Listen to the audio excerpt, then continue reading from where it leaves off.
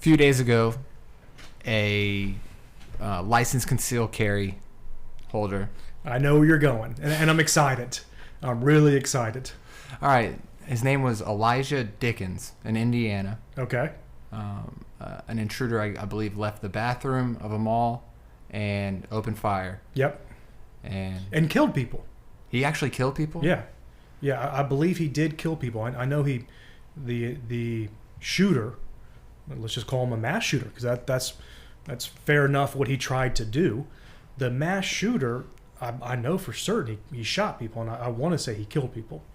I haven't seen the after reports, but I know what happened soon thereafter. You had the other gentleman who pushed his girlfriend to the side, quickly pulled his firearm. And the craziest thing about the story, from what I've heard, is the distance that let's just call him the good guy, because that's what he is, I mean, truthfully, he's a hero.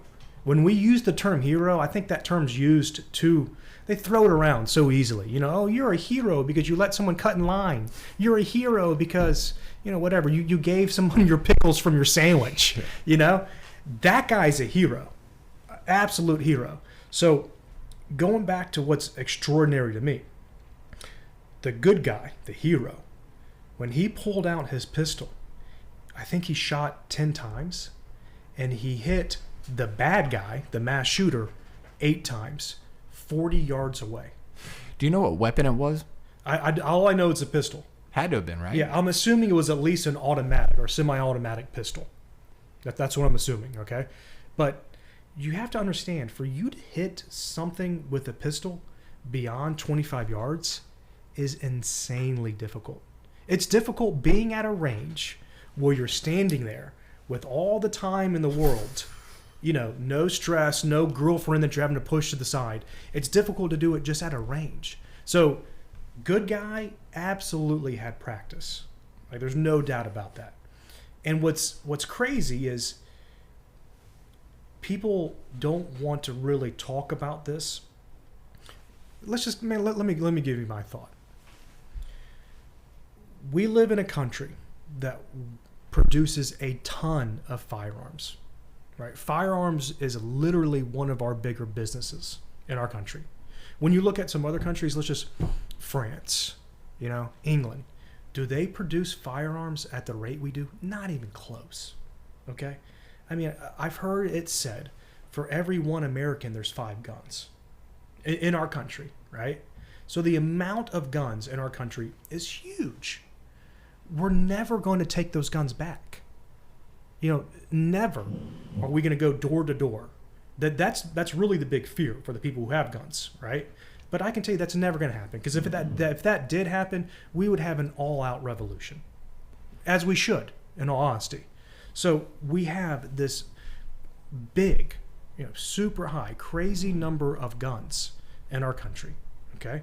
So the idea of gun control, the cat's out of the bag. There's no more gun control. We have tons and tons of guns. So to me, when we're talking about this issue of mass shooters, the solution is never going to be, well, we're going to have less guns.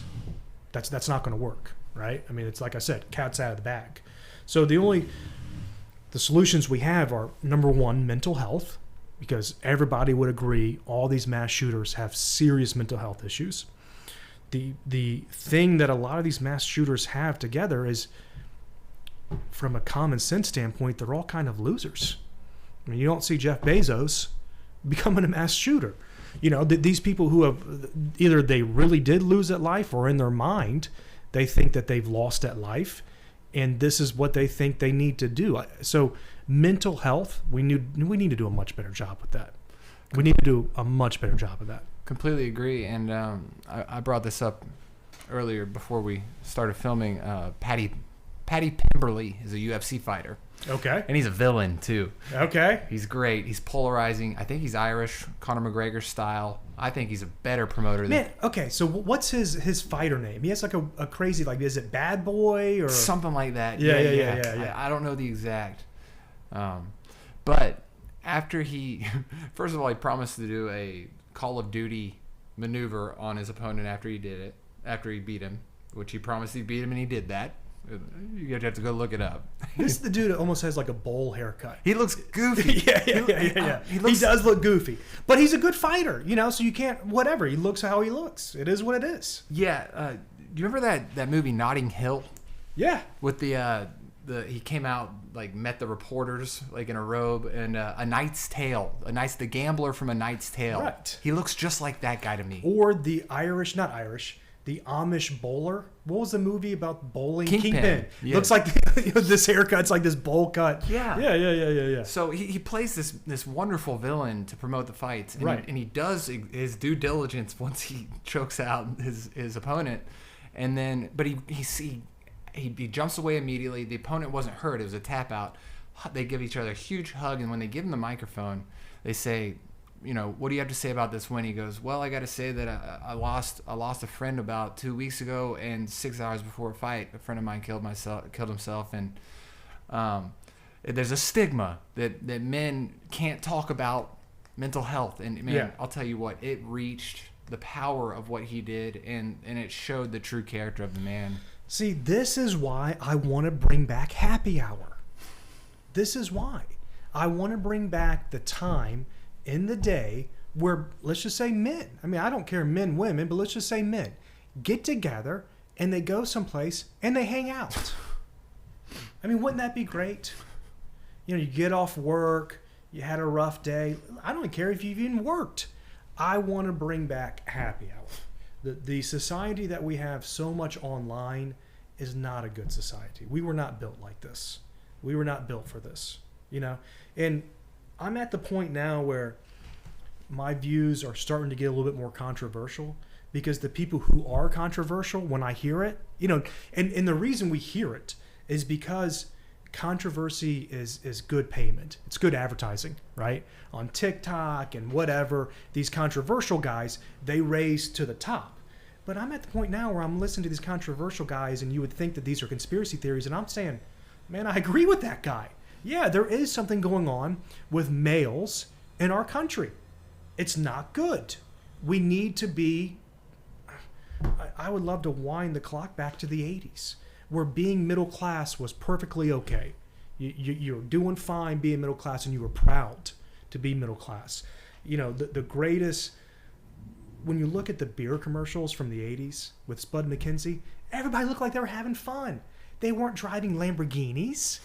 You know, they weren't, oh, let me take a selfie. They were having fun. They were with a bunch of people. It was a good time. It was happy hour. Let's bring it back. Bring happy hour back. I'm with it. If that guy, let's just play this out. I don't know anything personally about the shooter that rightfully got shot and killed, if he was killed, rightfully. You know, the hero did his job. I don't know anything about the bad guy. But let's play this out. Let's say there was happy hours, there was get-togethers. And that guy, I'm assuming he didn't have a lot of friends. I'm assuming his life wasn't going the way he thought. I'm assuming he's comparing himself to all these people online, which is a horrible thing to do. You don't know anything about these other people.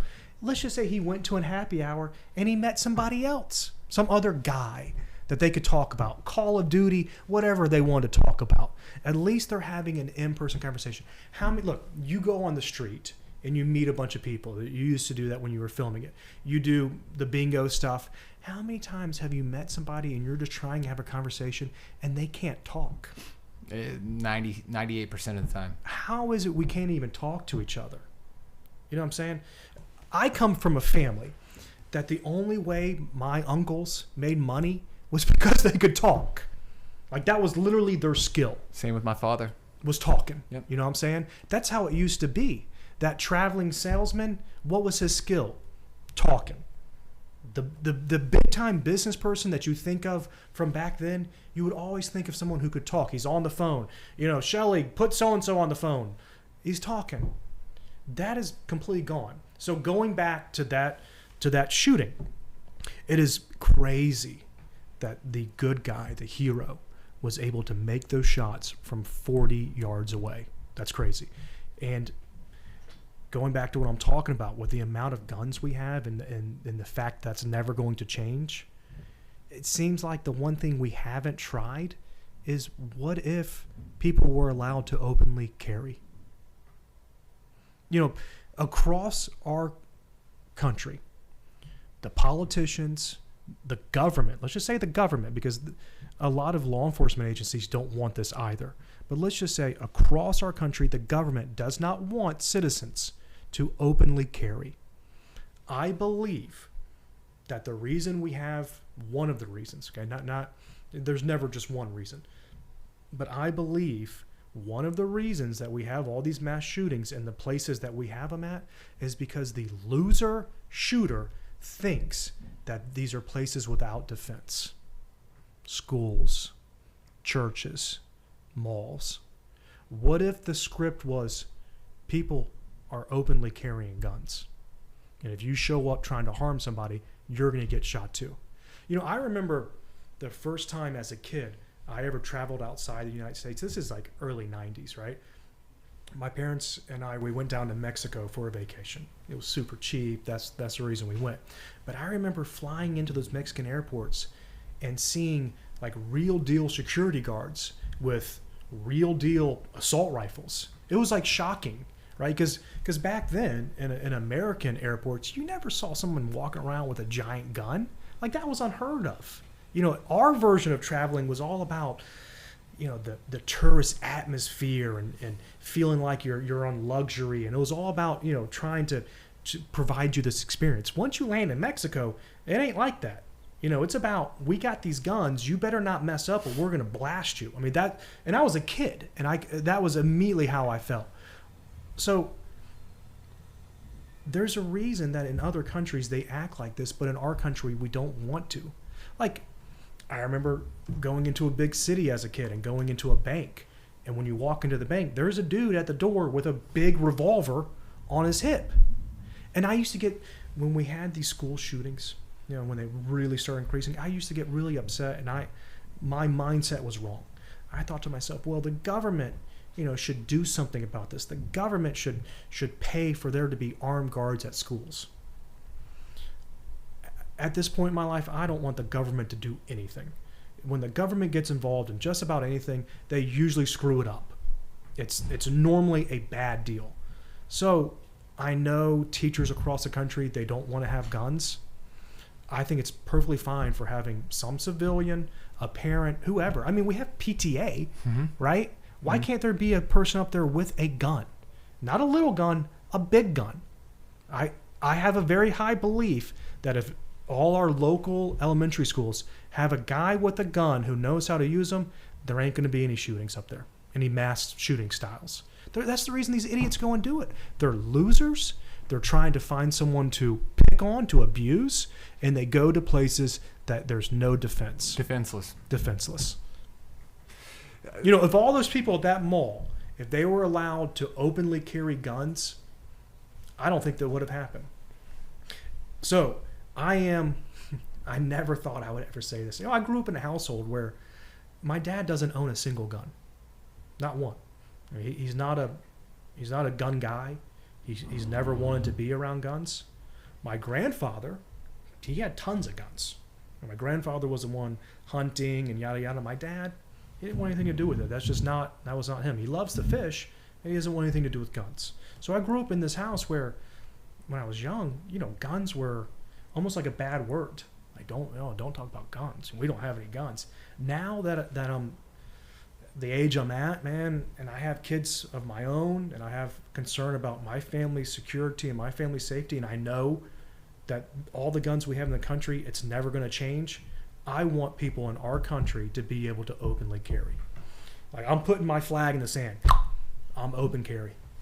I think a Japanese general or somebody said that behind every blade of grass there's a gun in America. That's why they don't want to invade us. Yeah. You ever heard that? I mean, there's like jokes. One of the best jokes I've heard, and I was watching this, I think even on TikTok, it was this great joke about like why the South will never be invaded by a foreign country.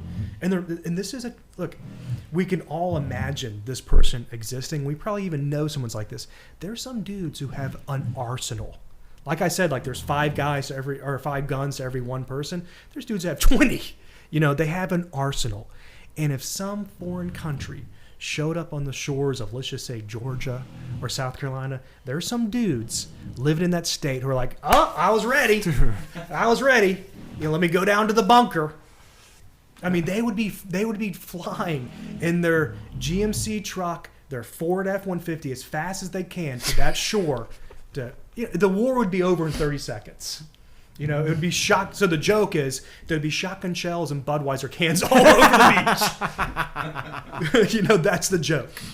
I can't back this up, but from what I know, Switzerland, most people have to serve, and when they're after they're done serving, they get their AKs. They have the opportunity. No? Okay, so what happens is when you're serving, they give you the gun, and you're allowed to take it home with you.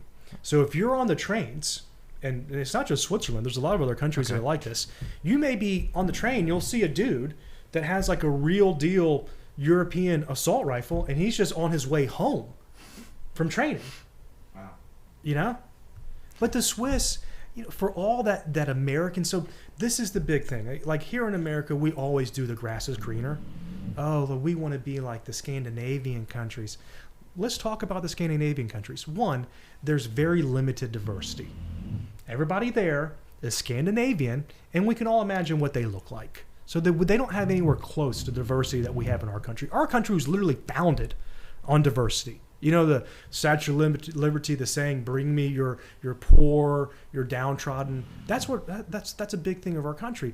Well, the problem is these European countries that have now kind of switched this more liberal political stance, and they had these really open immigration policies, they're a wreck right now. I mean, there's been people coming into the country that they didn't really want to come into the country, but they just let them all in. Switzerland, it's higher. So immigration in European countries, it's normally people from southern points going north. Okay. People from Africa, people from the Middle East, basically the south moving north. Switzerland's pretty far up there. Okay, so they have a lot of other countries. Bulgaria is kind of a connecting country between the Middle East and Europe. It's like the connecting bridge. They are wrecked with immigration problems. Literally wrecked. Because everyone flows through, right? The Swiss, even though we're talking about people who are in the military getting to take their gun home, they still got a lot of guns. Hunting's still a pretty big thing up there. They still got a lot of guns.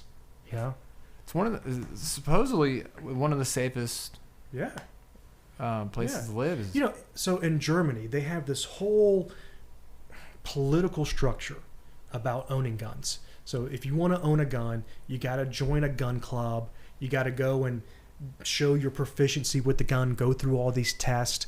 And then when you get the gun, it has to stay at the gun club.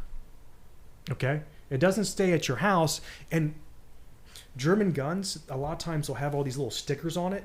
The stickers demonstrate that the gun's okay, it's been checked out, and it's at this particular gun club. All right? Well, look, if Germany had the problems that we have here, people wouldn't be leaving their gun at the gun club. They'd be like, no, give me my gun. I want to take it home. I paid for it. That's my gun. So that Second Amendment, the big one in our country, you can say what you want about it, but the idea of citizens having the power to keep their government in check was what our country was founded on. Right? Like I said, man, these people who now say controversial things. So when I was in my 20s, I would say, that guy's crazy. Now I'm like, man, that guy's not too crazy. So one of the things that they say is, okay, Second Amendment says we have the right to bear arms. We all understand the historical context. It was literally to make sure the government could not get tyrannical. It was to keep them in check. The problem is nowadays we don't have F-18s. We don't have tanks. We don't have Stinger missiles. The civilian population, we don't have the military stuff. So there's people who say, why not? We should. I mean, if the whole idea is we need to keep you guys in check, then I'm kind of down for us having it too. The flip side is, well, could you imagine someone who's crazy getting something like that? My answer is, yeah, we got to take care of the crazy people.